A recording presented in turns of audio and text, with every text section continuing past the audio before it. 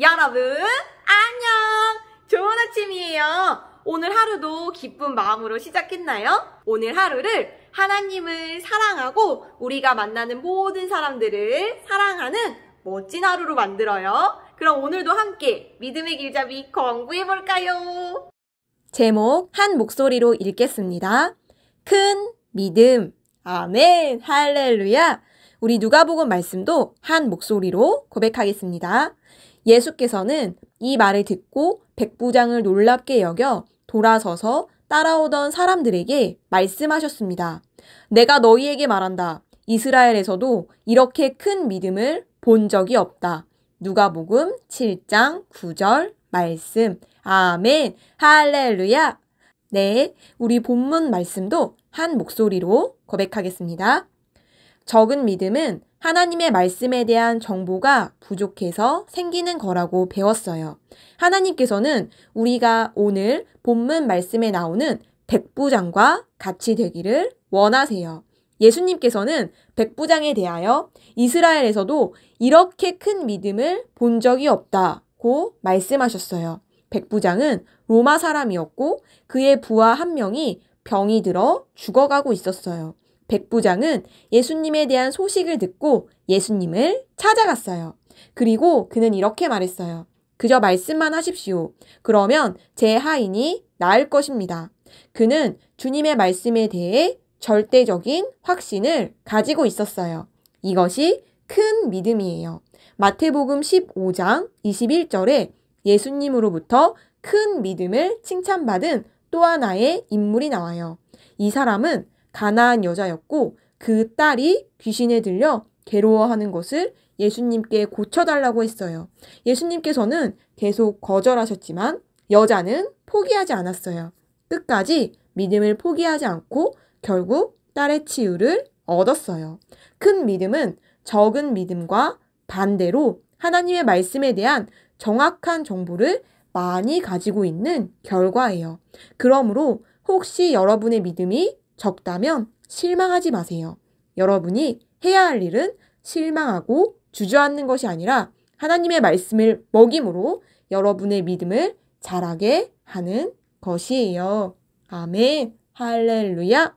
네, 여러분. 오늘은 우리 큰 믿음에 대해서 함께 배웠어요. 큰 믿음은 어떤 믿음이죠? 맞아요. 바로 백부장과 같이 예수님께 칭찬받는 믿음이에요. 백부장은 예수님에 대해서 들었어요. 그리고 예수님이 어떤 분이신지 잘 이해했어요. 그래서 예수님을 만났을 때 큰 믿음을 발휘할 수 있었어요. 예수님은 백부장이 예수님의 말씀을 너무나 잘 이해하고 큰 믿음을 발휘하는 것을 보고 아주 기뻐하면서 백부장을 칭찬하셨어요. 예수님은 우리가 큰 믿음을 가질 때 기뻐하세요.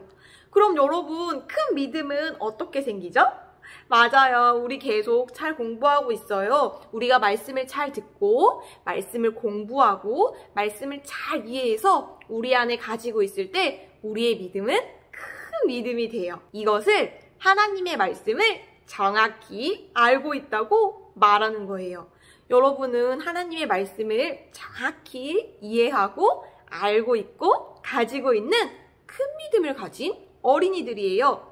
전도사님, 저 아직 아닌 것 같은데요? 하는 친구들은 걱정할 필요가 없어요. 이렇게 매일매일 믿음의 길잡이를 공부하고 우리 또 항상 잠언 말씀을 열심히 읽고 있죠. 네, 그런 친구들은 큰 믿음을 가진 어린이로 나타날 거예요. 자, 우리 그럼 함께 기도 고백할까요? 함께 고백해요. 하나님의 말씀이 내 믿음을 크게 만든다. 나는 하나님의 말씀을 절대적으로 믿는다. 아멘. 할렐루야. 네, 너무 잘했어요. 우리 한 번 더 담대하게 고백하겠습니다. 함께 고백해요. 하나님의 말씀이 내 믿음을 크게 만든다. 나는 하나님의 말씀을 절대적으로 믿는다. 아멘. 할렐루야. 할렐루야. 할렐루야. 네, 여러분. 우리 오늘도 함께 기쁜 마음으로 말씀을 공부했어요. 우리 함께 말씀 적용하기 활동도 하고 기도도 하고 오늘 하루를 알차게 시작해요. 그럼 우리는 내일 만나요. 안녕. 잠언 26장. 미련한 자에게는 영예가 어울리지 않으니 그것은 한여름에 눈이 펑펑 내리는 것과 같고 추수철에 비가 주룩주룩 내리는 것과 같다.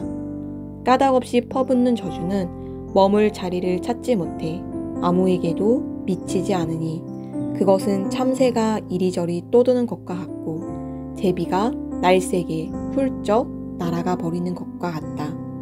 무릇 미련한 자의 등짝에는 매가 필요한 법이니 그것은 말에게는 채찍이 나귀에게는 재갈이 필요한 것과 같다.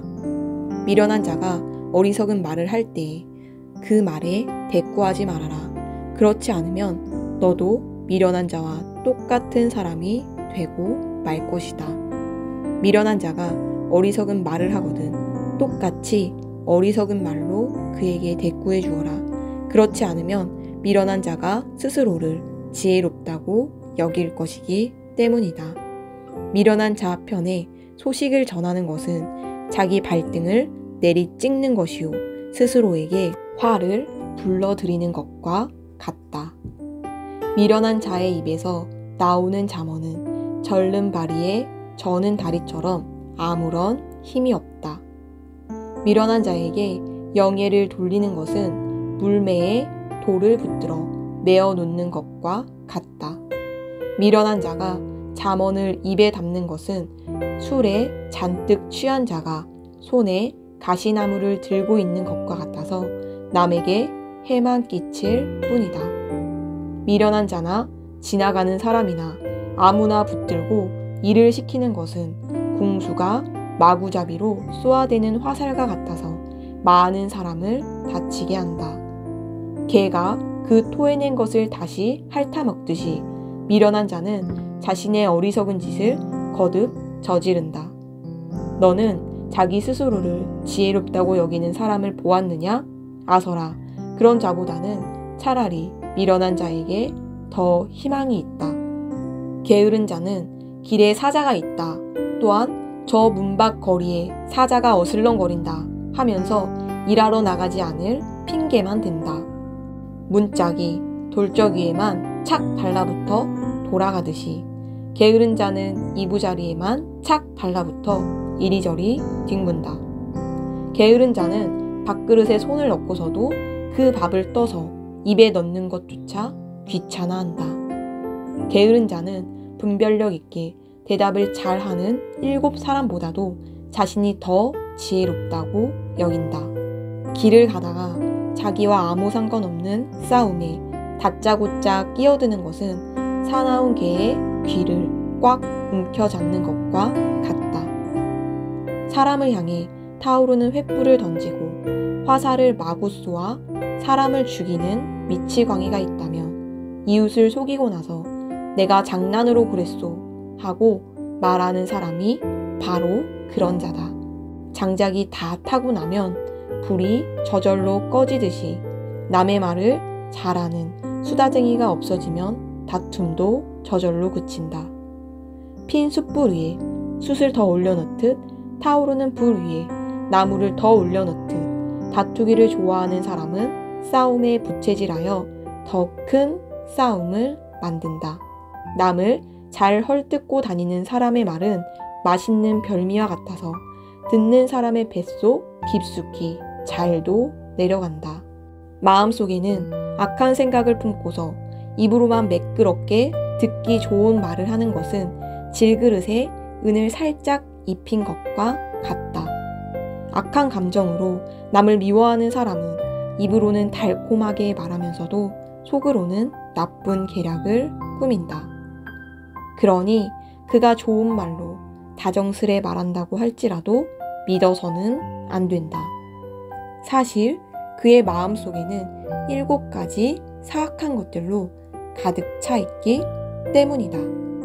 따라서 그가 아무리 자신의 악한 감정을 교활하게 감춘다고 해도 결국에는 그의 악의가 무사람들 앞에 밝히 드러나고야 만다. 함정을 파는 사람은 그 함정에 자기 자신이 빠지고 돌을 굴리는 사람은 그 돌 아래 자기 자신이 깔린다. 거짓된 혀를 가진 사람은 자기가 해치려 하는 사람을 미워하는 법이고, 아첨하는 입을 가진 사람은 결국 자기 신세를 망칠 뿐이다. 아멘.